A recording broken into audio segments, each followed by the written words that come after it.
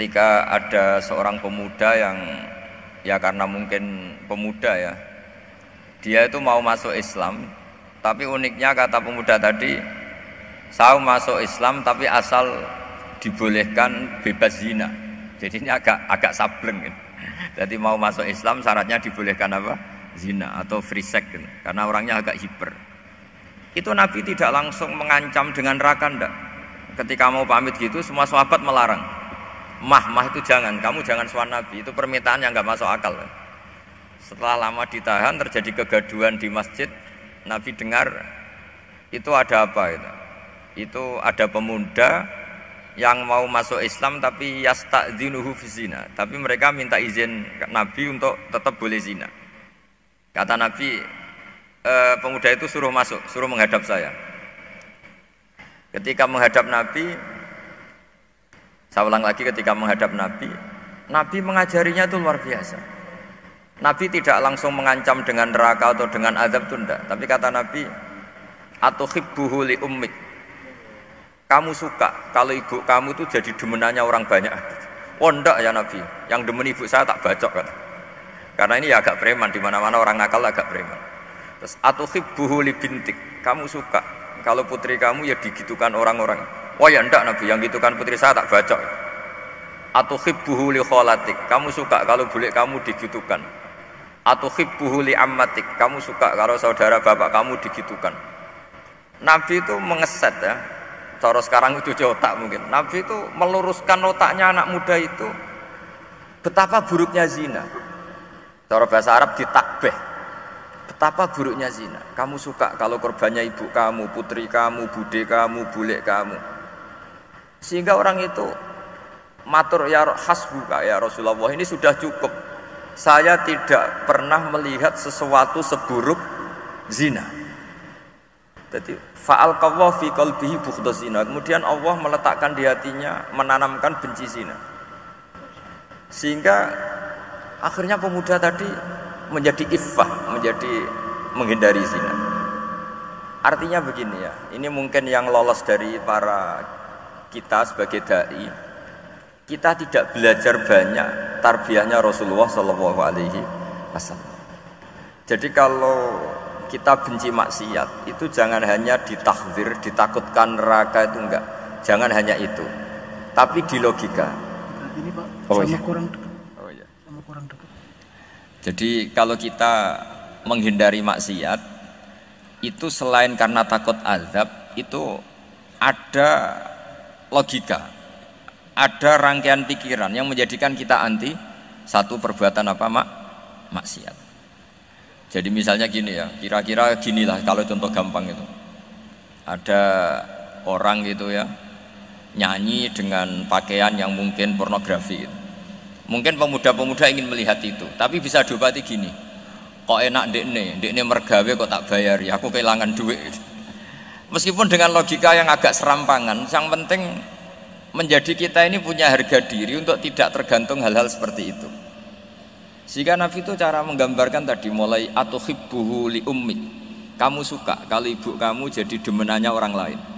Pemuda tadi bilang yang demen ibu saya mau saya bunuh. Ditambah lagi atuhibbuhu li bintik, bagaimana kalau korbannya putri kamu, bule kamu, bude kamu.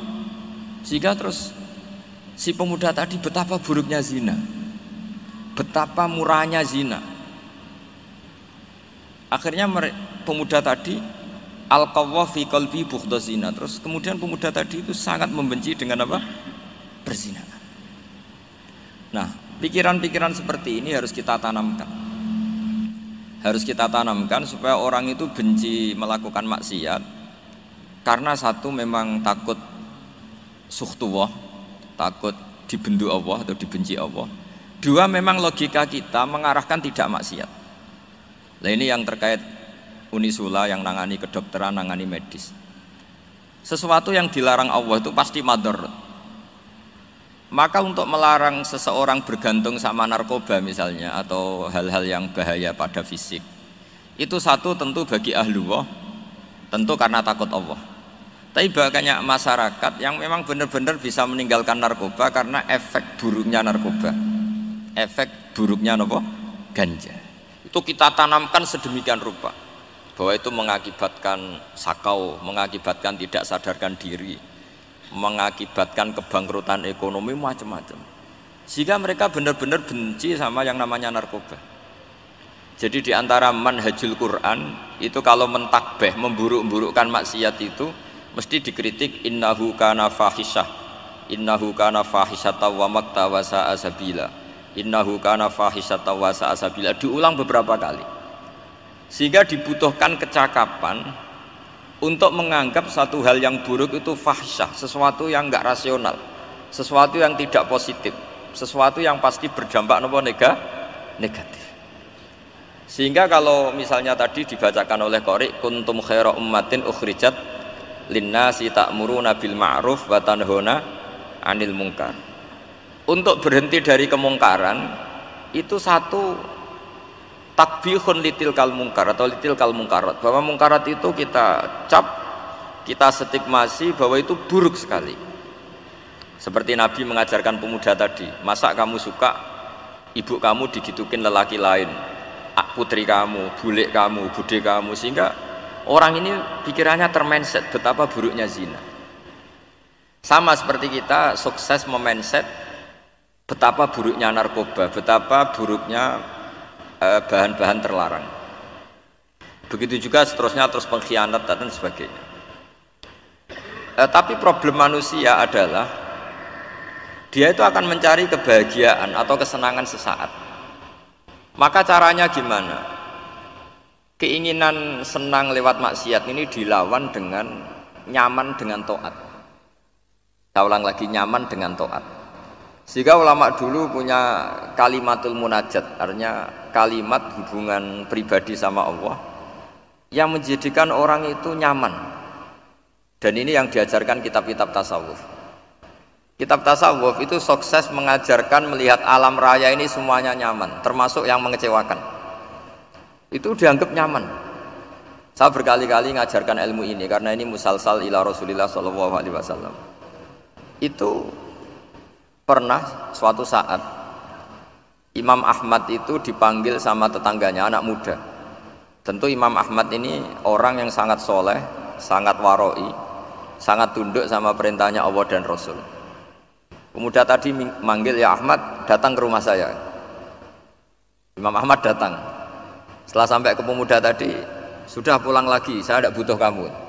Pulang lagi. Setelah sampai rumah dipanggil lagi, ya Ahmad, datang lagi. Datang lagi. Oh, saya tidak jadi butuh, pulang lagi. Sampai 3 kali. Dan itu perangai ekspresi Imam Ahmad itu atau ulama lain yang sesoleh beliau itu nyaman, indah. Beliau tetap senyum-senyum, nyaman itu. Beliau tidak tersinggung, tidak terprovokasi, pokoknya tidak tersinggung, kelihatan nyaman. Lama-lama pemuda ini terus tanya, ya Ahmad, kamu saya perlakukan seperti ini kok tidak tersinggung? Kamu senyum-senyum saja, happy-happy saja. Jawabnya Imam Ahmad itu unik. Wahai pemuda, saya kamu panggil itu senang sekali. Karena kata Nabi, kalau kamu iman dengan Allah dan Rasul, maka hormatilah tetangga. Jadi saya senang. Karena nuruti perintah Allah untuk menghormati tetangga. Jadi tidak ada urusannya dengan kamu. Kagetnya kayak apa? Jadi dipanggil tetangga ya senang karena melakukan perintahnya Allah dan Rasul, yaitu ikramul jar, fal yukrim jarahu. Disuruh pulang, kamu ingin saya pulang, ya saya pulang. Disuruh datang, ya saya datang. Jadi saya tidak tersinggung, saya tidak ada urusan dengan kamu. Urusan saya dengan Allah Subhanahu wa Ta'ala. Itu kalau bapak-bapak istrinya ngomel terus sabar itu ya bagus. Saya tidak punya urusan. Kalau kamu terprovokasi oleh istri, berarti kamu didikte oleh makhluk. Masa seorang rektor didikte makhluk? Kan tidak keren. Apalagi seorang Habib didikte makhluk, kan nggak keren. Yang bisa mendikte kita hanya Allah Subhanahu wa Ta'ala. Dan Allah mendikte kita, mengajarkan kita wa ashiruhunna bil ma'ruf fa in karihtumuhunna fa asa an takrahu syai'a wa yaj'alallahu fi khairan katsira. Jadi cara melihat istri kita bawel gitu atau cerewet, alhamdulillah ini ada pahala tanpa modal, cukup sabar. Kalau istri kamu sedang mesra, malah mintanya ke mall, malah biayanya tinggi. Murah mana dapat pahala dimarahin sama saat mesra minta ke mall? Milih yang pertama kan? Nah ya itu tidak usah modal itu. Ya gitu aja. Jadi kalau istri sedang marah bawel, anggap saja ini rizki, dapat pahala tanpa apa? Biaya. Nah, kalau pas rukun malah nantang ke mall, biayanya malah tinggi. Jadi ulama dulu itu melihat dunia itu happy. Pernah Imam Syafi'i dikasih tahu, orang yang tadi nyium tangan kamu ya, itu di rumah menghujat Anda. Jadi dia sopan hanya di depan Anda, kalau di luar menghujat Anda. Jawabnya Imam Syafi'i lucu. Ya baguslah. Yang cerita ini kaget. Kenapa bagus ya Aba Abdillah? Kalau manggil Imam Syafi'i ya Aba Abdillah. Ya berarti saya masih wibawa, di depan saya tidak berani katanya. Jadi dipandang enteng saja. Jadi kalau kamu di depan kamu istri kamu tidak berani belanja, tidak ada kamu belanja banyak, anggap saja Anda wibawa. Jadi enteng saja. Pernah Imam Syafi'i dikasih tahu, separuh dari kampung Anda itu gak suka kamu. Ya baguslah. Kenapa? Oh nak rukun malah bakal utang katanya gitu. Kira-kira yang utang itu yang rukun apa yang neng-nengan? Yang rukun. Jadi enteng saja. Masyhur itu makalahnya Imam Syafi'i. Waman asa'a ilaika faqad atlaqaka. Orang yang berbuat buruk sama kamu berarti membebaskan kamu. Kalau saya sedang nenengan sama Habib Hasan Toha Putra, beliau naik Alphard nggak nawarin saya sah karena baru nenengan. Tapi kalau sedang rukun malah harus repot mana? Rukun sama ndak rukun? Repot rukun sebetulnya. Jadi Imam Syafi'i itu happy saja. Kalau sedang rukun sama tetangga ya dianggap rukun itu satu kenikmatan, sedang nggak rukun ya dianggap satu kenikmatan. Jadi orang dulu itu serilek itu melihat dunia. Kalau kita kan enggak, ego. Wah saya ini suami kok dimarahin istri. Wah ini egonya bangkit. Padahal egonya bangkit itu ada kebodohan di situ. Yaitu seorang rektor didikte seorang istri, seorang makhluk. Apalagi kalau Anda daftar wali itu tidak akan jadi wali. Ini wali kok tunduk sama makhluk. Karena didikte apa? Makhluk. Maka Imam Ahmad ketika tetangganya bully gitu ya santai saja, beliau happy. Ketika pemuda tadi iskal janggal, kenapa kamu nggak tersinggung ya Ahmad? Memangnya saya harus tersinggung gimana? Kan tak panggil tidak jadi, tak panggil tidak jadi. Hei pemuda, saya ini tidak punya urusan dengan kamu. Saya nuruti kamu karena perintahnya Allah. Saya senang melakukan perintah Allah, harus berbaik sama kamu. Sampai 3 kali. Jadi kebahagiaan ini pula yang harus kita latih dalam melakukan ketaatan. Tapi kalau kita sudah tidak bahagia dengan taat itu bahaya sekali.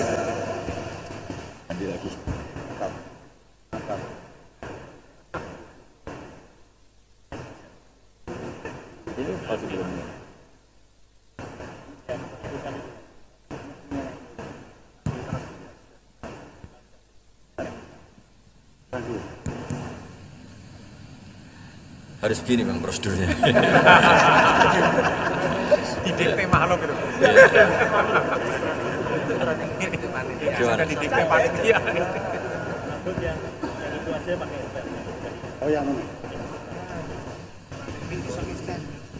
Baik bagus ini tak. Anut saja.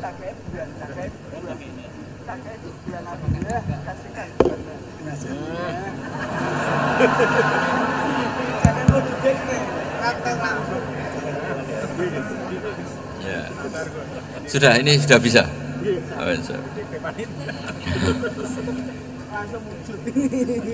Sudah, ini sudah benar. Untungnya kiainya latihan jadi wali, jadi gak tersinggung.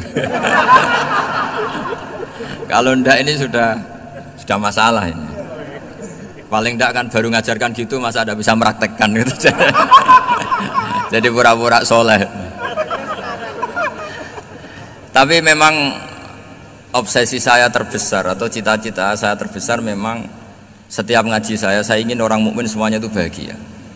Dengan bahagia itu mereka tidak neko-neko ingin mencari kebahagiaan lewat jalur apa maksiat.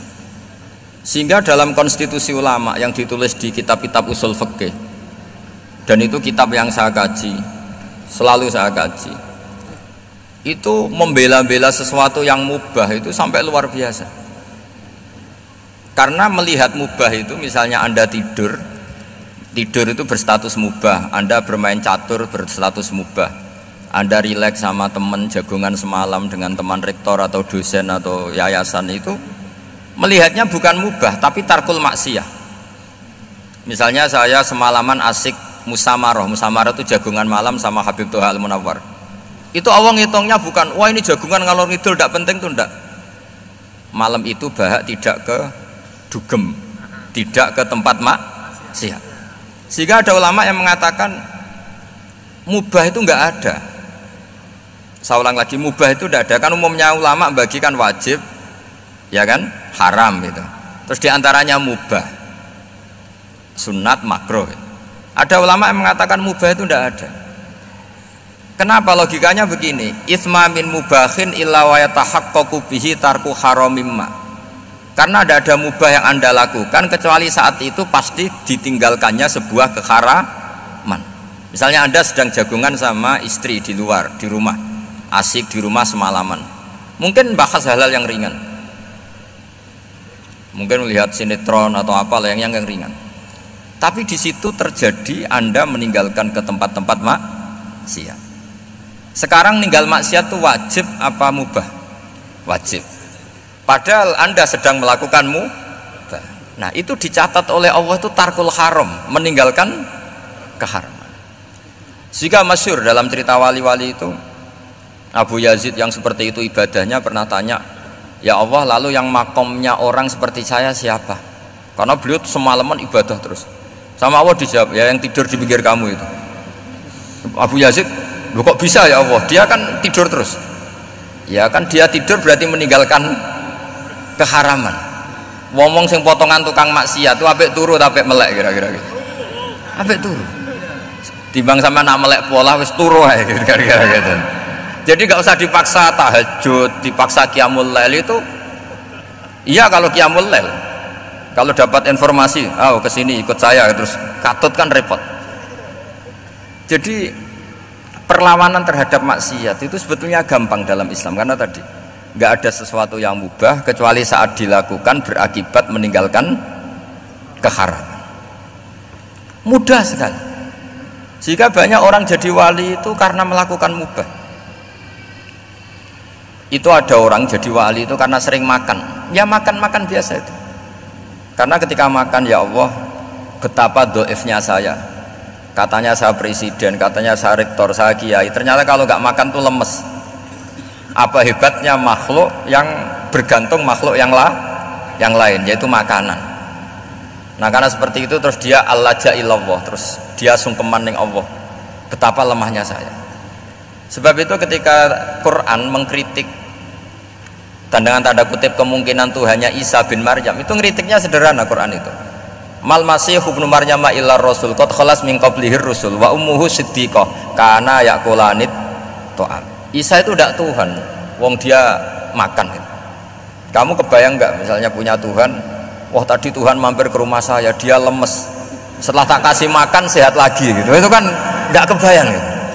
Tapi Tuhan marung di rumah saya, lemes tak gratisin, kayaknya tidak punya uang gitu. Setelah makan, wah gairah lagi. Kebayang nggak punya Tuhan seperti itu. Sehingga Quran kalau gojlok sederhana, karena yakulanit to'am. Sehingga wali-wali itu kalau makan itu sadar lemahnya dirinya, betapa dirinya tergantung makanan. Sesuatu yang tergantung itu artinya tidak hebat, tidak Tuhan. Jadi untuk menjadi wali, untuk menjadi dapat ridhonya Allah itu sebenarnya sederhana. Termasuk ada cara jadi wali yang agak kacau, tapi ini ya benar, asal niatnya benar.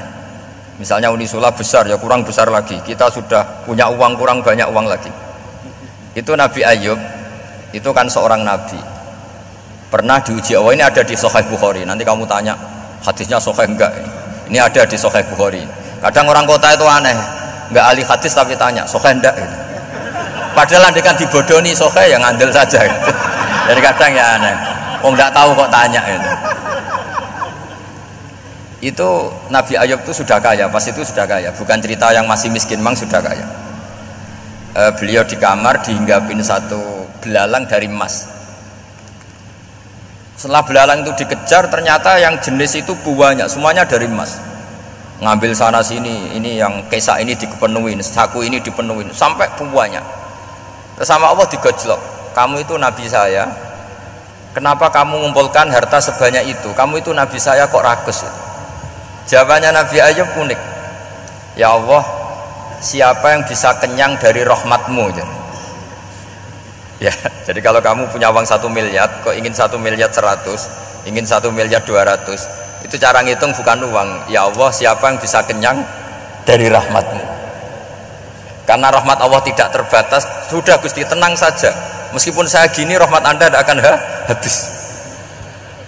Sehingga apa, waroi ada ilmunya, tomak juga ada ilmunya, termasuk ragus itu juga ada ilmunya.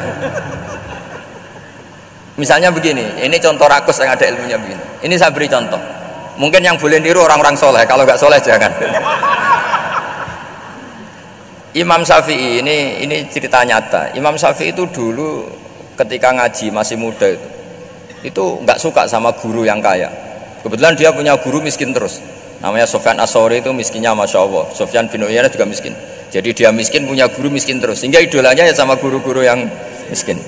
Suatu saat guru-guru ini menyarankan dia ngaji Imam Malik. Imam Malik itu kaya raya. Itu babutnya Imam Malik kalau diinjek itu mata kakinya tidak kelihatan saking halusnya. Kalah Indonesia lah, kalah. Itu Imam Malik tuh gaya.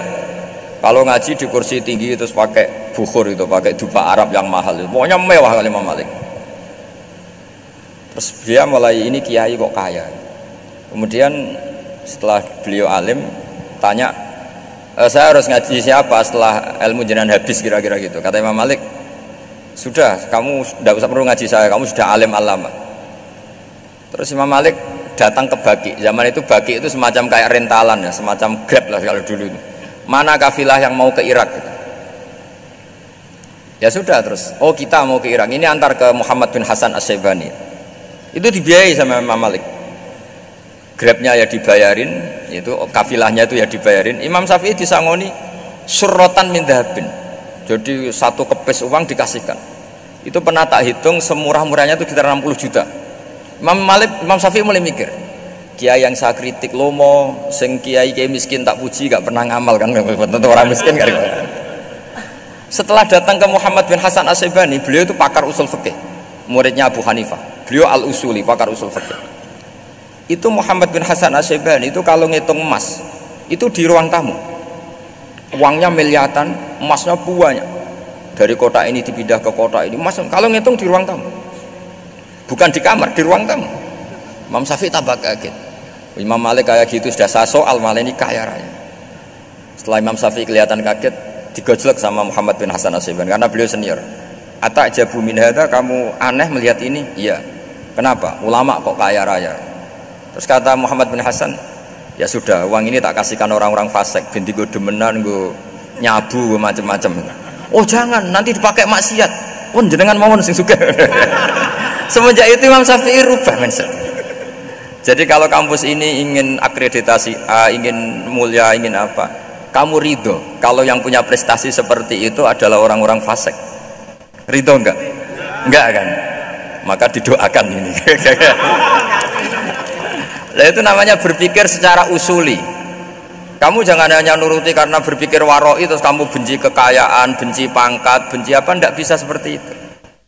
Karena pangkat dan kekayaan ketika dikelola secara kesolehan maka akan menjadi energi positif yang luar biasa. Semenjak itu Muhammad bin Hasan As-Syaibani berhasil mendidik Imam Syafi'i. Sampai akhirnya keterusan Imam Syafi'i berpendapat kalau orang Islam bisa bikin rumah tingkat kok punya rumah reot itu haram, kata. Akhirnya keterusan. Kalau bisa jadi bupati kok jadi ketua RT juga haram. Karena al-Islam ya'lu wala yu'la alaih. Islam itu luhur, bukan bisa diluhurin. Sehingga rata-rata orang Syafi'iyah termasuk kiai-kiai Indonesia itu rata-rata ya agak-agak politikus. Ya agak-agak kedonyan, mungkin sebagian kedonyan tenan gitu. Karena nggak ridho gitu loh kalau kesempatan itu dikuasai orang fasik kemudian menjadi kekuatan maksiat. Coba kalau bupati itu orang yang fasik, kemudian programnya supaya rakyat seneng semalaman dangdutan yang purno misalnya, supaya rakyat seneng dibolehkan dugem, dibolehkan judi. Tapi kalau yang jabat orang soleh kan ada beberapa perda yang menolak penyakit apa? Masyarakat. Jadi kamu jangan melihat bahwa kepangkatan ini hanya sebagai alat korupsi, alat otoriter, enggak. Asal kena orang soleh, maka ini menjadi energi kesolehan atau energi positif. Sebab itu ketika Allah muji para nabi yang soleh, diantaranya disifati apa? Faqad ataina ala Ibrahim al-kitab wal hikmata, terusannya ayat wa atainahum mulkan azim. Dan Nabi Ibrahim dan keluarganya tak kasih kerajaan yang besar. Nah sekarang masih banyak orang yang cara pandang ngapain bikin unisula yang megah, ngapain berambisi punya akreditasi A dan sebagainya. Menyoal seperti itu salah secara usul fikih.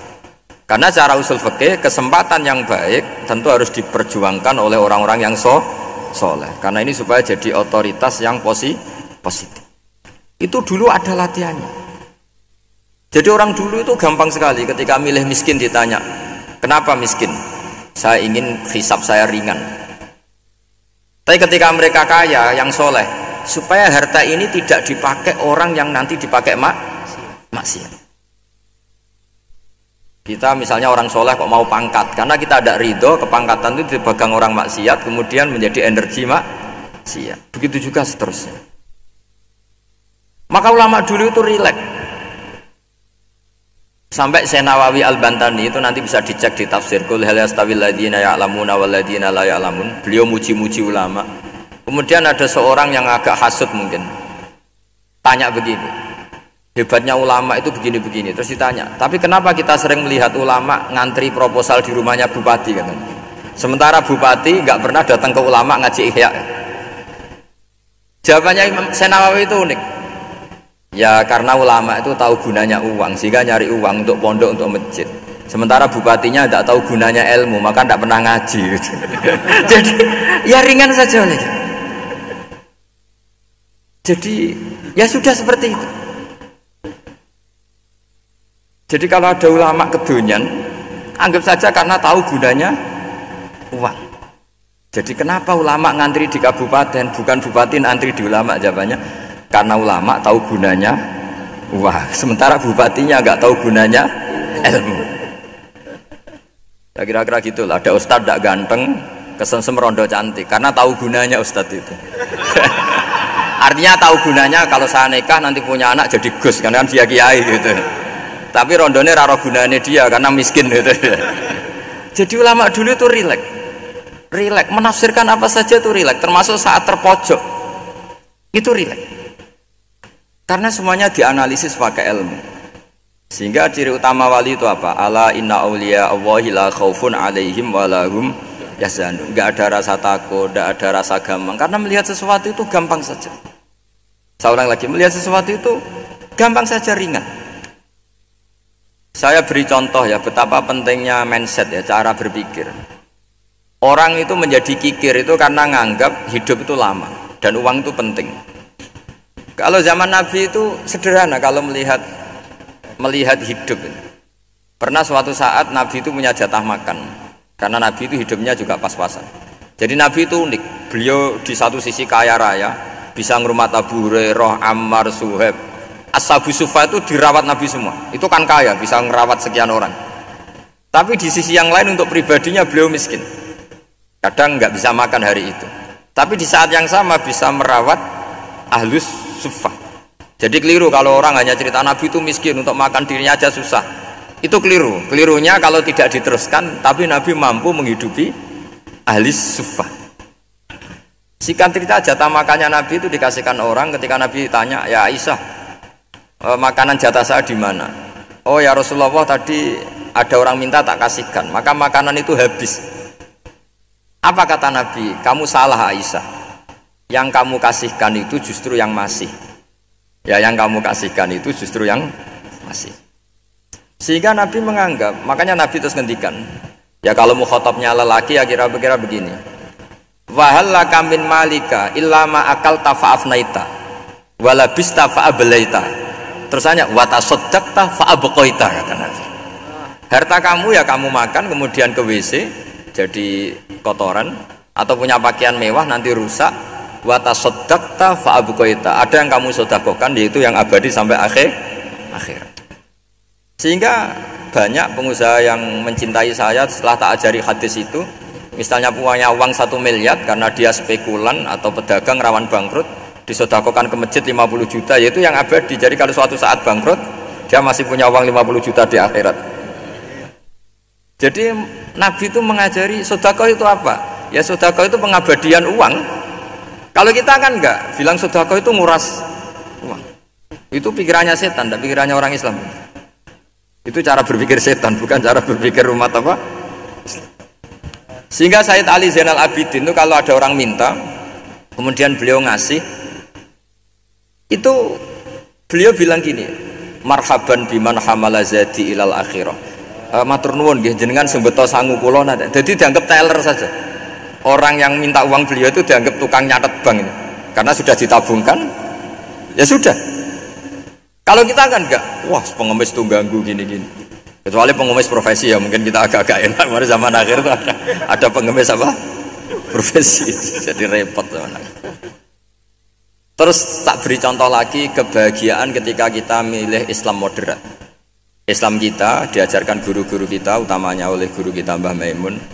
Saya juga sering ketemu beberapa ulama dunia termasuk Habib Umar. Saya juga ikut sowan ke sini pas beliau sama Habib ini Hasan Toha Putra di sini sama orang-orang moderat. Itu cara berpikir juga luar biasa indah. Beliau pernah cerita ya, beberapa ulama lah, banyak yang cerita itu. Saya pernah diceritani seorang alim ketika ada orang ekstremis itu mau ngebom di tempat maksiat. Kebetulan yang maksiat itu kebanyakan ya orang Islam. Karena di negara yang mayoritas Islam. Ditanya sama Syekh Sa'rawi. Syekh Sa'rawi itu mufassir top di mana? Mesir. Ini mau tak habisin karena mereka orang Islam kok maksiat terus.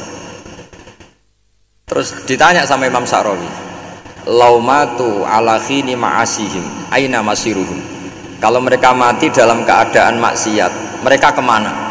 Yo ilanar, mereka pasti masuk neraka. Terus ditanya sama Imam Sa'rawi, wahal masiruhum ilanar muradun nabi amlah.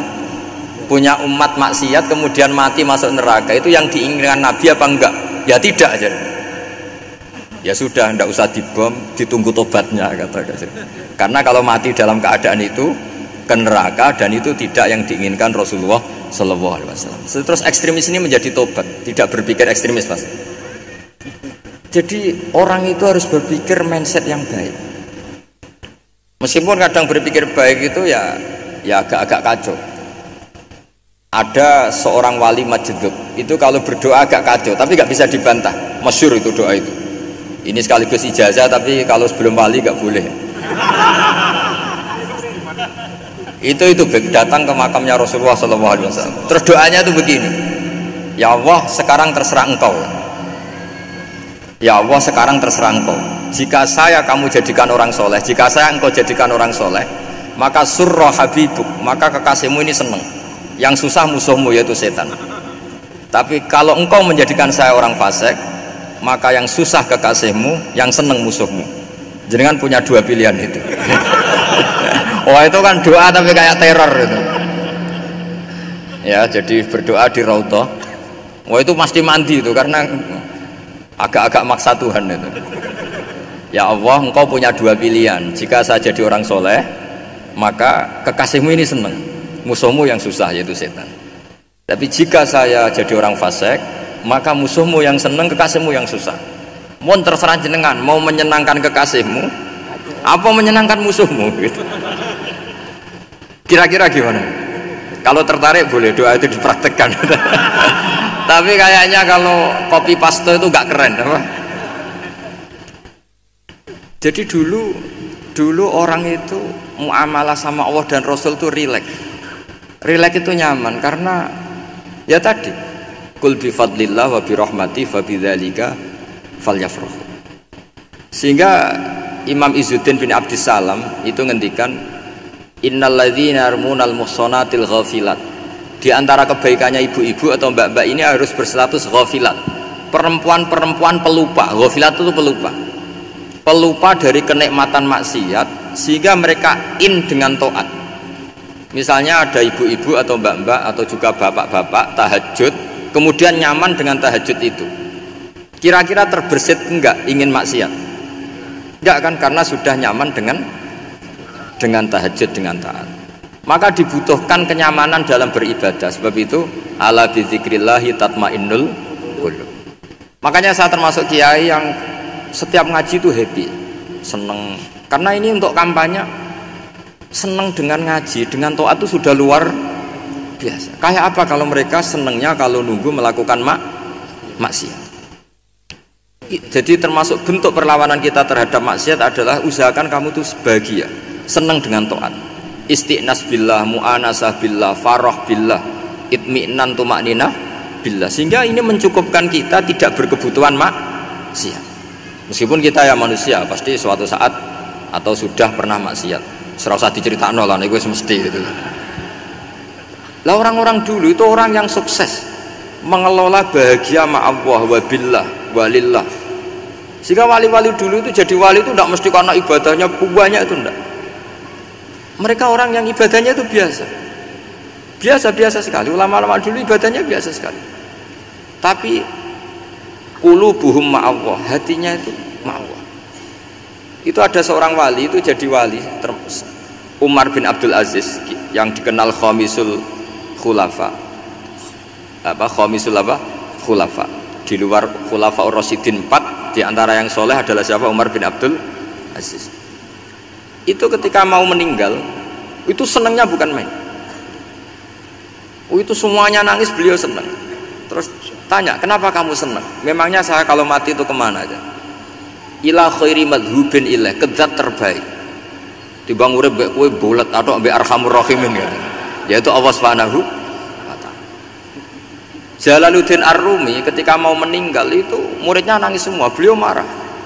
Kamu harusnya pesta karena saya mau ketemu kekasih saya, malah kamu tangisi, goblok sekali kamu, katanya. Jadi orang-orang dulu itu luar biasa. Karena tadi mereka tidak ingin ketemu Allah itu dianggap problem, harus sesuatu yang membahagiakan. Makanya wali-wali itu kalau berdoa begini, wa khairu ayyami yauman alqa kafih, dan jadikan hari terbaikku adalah hari ketika saya ketemu engkau ya Allah. Pernah dengar doa itu? Wa khairu ayyami yauman alqa kafih, dan hari terbaikku adalah hari saat ketemu engkau. Nah, kan enggak, sampai mati ku wedi. Saya tidak tahu wedi dosa apa wedi Israel apa wedi malaikat siapa? Malik. Mungkar nakir. Sebenarnya tidak perlu seperti itu. Karena cara pandang Nabi itu ini bisa dipraktekkan.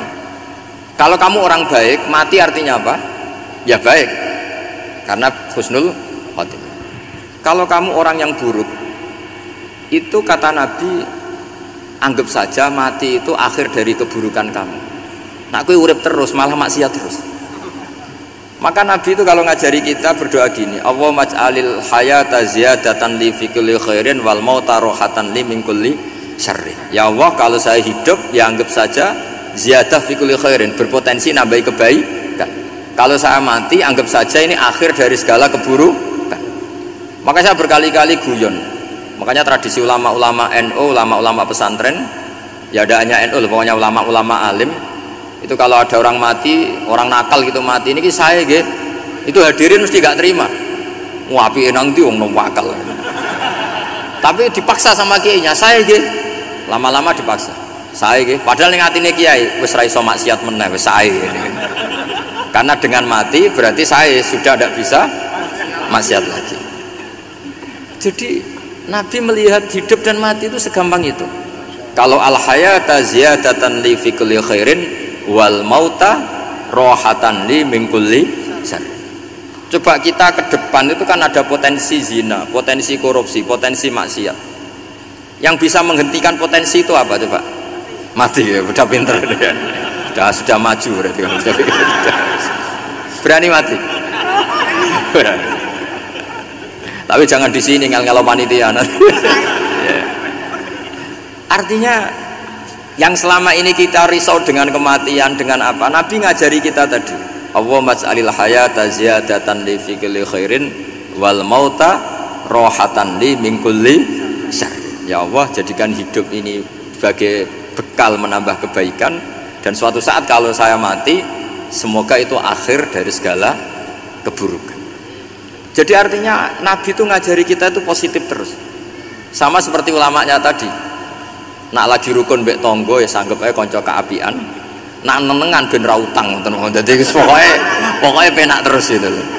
Nak bojo lagi ngamuk alhamdulillah gak ngajak blonjo. Nak pas rukun ya alhamdulillah kok lagi rukun. Jadi gampang semua. Makanya ada seorang alim itu ngendikan begini, ada yang tanya, saya tuh dulu ketika kaya teman saya sering main ke saya, setelah saya miskin gak ada teman-teman yang ke saya. Dikira si Habib ini kebetulan orangnya Habib itu mendukung keluhan dia, ternyata enggak. Si orang alim itu bilang gini, malah bagus toh gitu, kowe wis melarat buruhe wong, ya sudah kamu miskin buruhnya orang lain, misalnya tukang manol di pasar atau tukang becak. Kemudian teman-teman kamu datang, malah kamu malu tuh jadi tontonan. Bagus kalau mereka lupa, pas kamu miskin tidak ada yang lihat katanya. Jadi apa ya, dianggap enteng saja gitu. Akhirnya orang ini nggak jadi ngeluh. Selama ini kan kita ngeluh ya, ketika miskin teman-teman nggak datang. Coba kalau mereka datang pas kamu buruh bikin foto di orang lain, mantan bos buruh, malu nggak? Milih datang apa enggak? Enggak lah, sudah bener itu. Jadi ulama dulu itu makanya sering baca biar tahu solusi hidup. Jadi ulama dulu itu gampang sekali melihat kehidupan, itu gampang sekali, indah, gampang. Sekarang tuh enggak. Orang itu cara berpikir nuruti nafsu, itu yang bahaya. Makanya Quran kritik ara'aita man ittakhadha ilahahu hawa. Orang yang cara berpikir itu nuruti hawa nafsu. Kalau zaman Nabi, zaman sahabat, zaman ulama itu enggak seperti itu. Sehingga cara berpikir itu mudah. Makanya kata Nabi, absyiru ya ma'sarul muslimin, kata. Kamu harus senang ya ma'sarul muslimin. Allah sekarang buka pintu langit yang sebelumnya enggak pernah dibuka. Dan Allah yubahi bikum malaikatah, dan Allah membanggakan kamu kepada para malaikatnya. Kenapa? Umatnya Muhammad, umatnya Rasulullah Muhammad SAW itu kalau sampean kepengen mati setiap saat itu baik, itu resepnya gampang kata Nabi, addu faridotan wantadzoru ukhra. Jadi Allah memberitahu, ya Muhammad, umatmu ini luar biasa. Jadi misalnya tadi kita sholat subuh, ditanya, bahak kamu sekarang ngapain? Nunggu sholat duhur ya. Setelah sholat duhur ditanya lagi, nunggu apa? Asar. Sehingga faman kanat hijratuhu ila Allah wa rasulih fa hijratuhu ila Allah.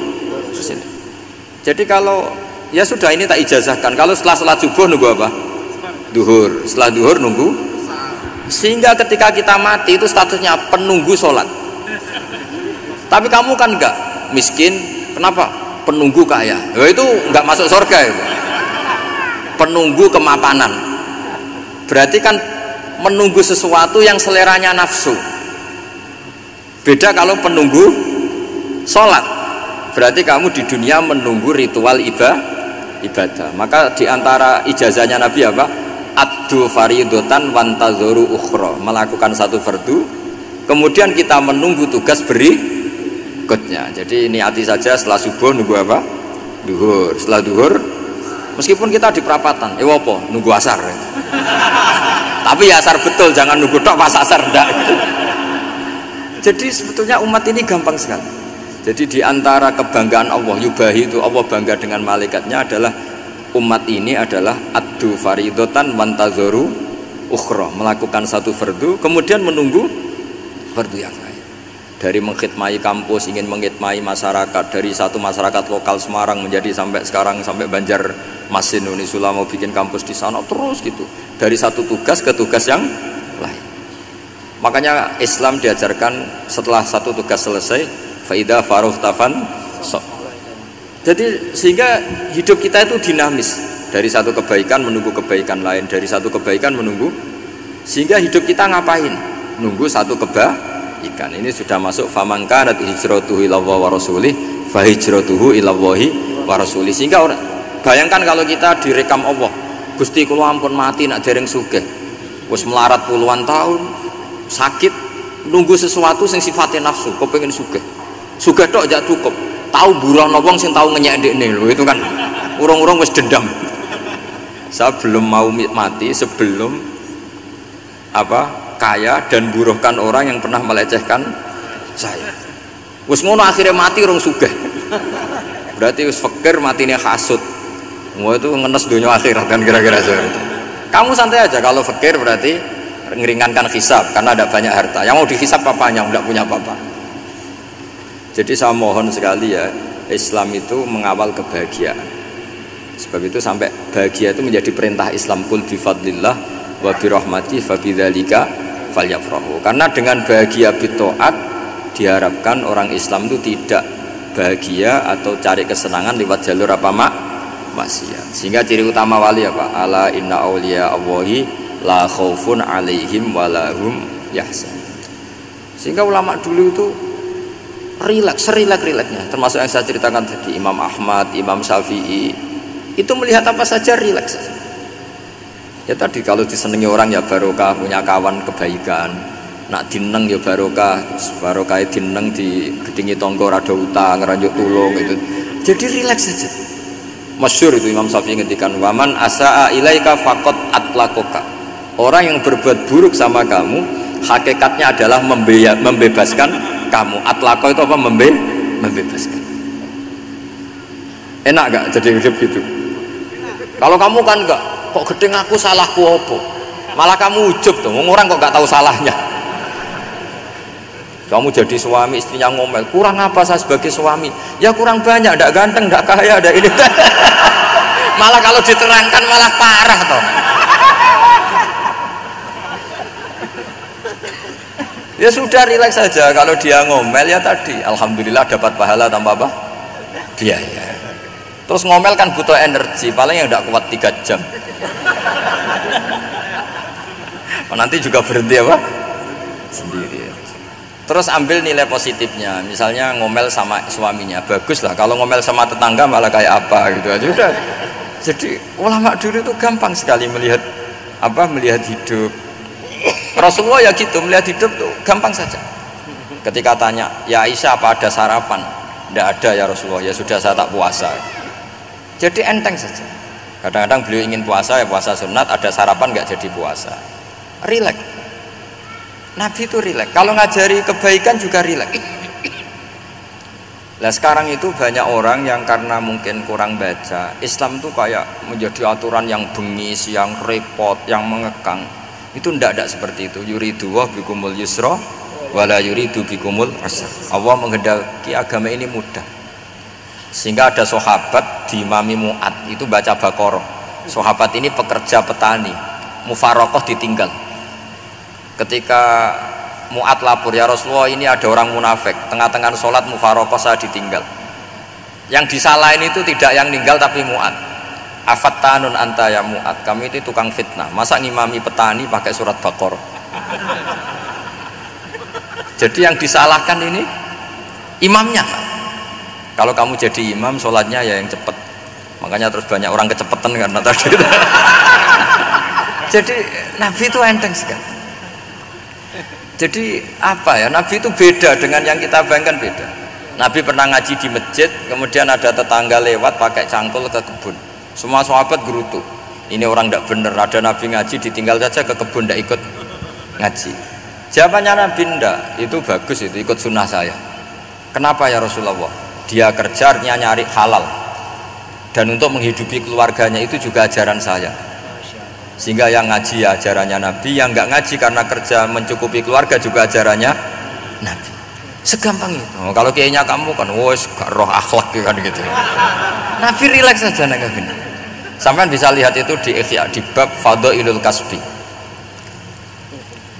Makanya ini penting sekali supaya orang itu berpikir Islam atau mendakwahkan Islam itu berdasar sanad ya yang muttasil yang pernah dilakukan Rasulullah SAW. Semoga barokah. Assalamualaikum warahmatullahi wabarakatuh.